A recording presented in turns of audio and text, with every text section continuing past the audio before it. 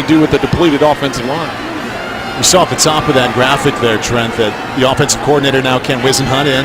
It's an interesting dynamic there for the play calling in San Diego. Vince Young throwing incomplete there on 1st and 10. So you have Ken Whisenhunt, former head coach of the Arizona Cardinals, running the offense. You have Mike McCoy, who ran the offense in Denver along with Peyton Manning last season.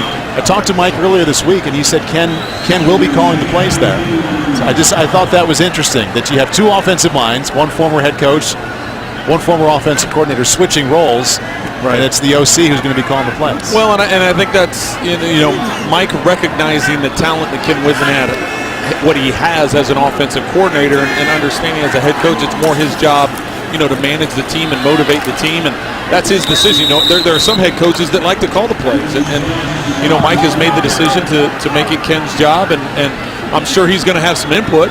Obviously he's got a lot of background, and you talk about whether it's the Chiefs or the Chargers or the Raiders or whoever it may be that's going to be that second team behind Denver, or shouldn't necessarily give up the division right now, but the second team trying to pursue Denver to take away that division title is, McCoy has the advantage of knowing what that offense does in Denver and relaying those things to his defensive coaches in San Diego.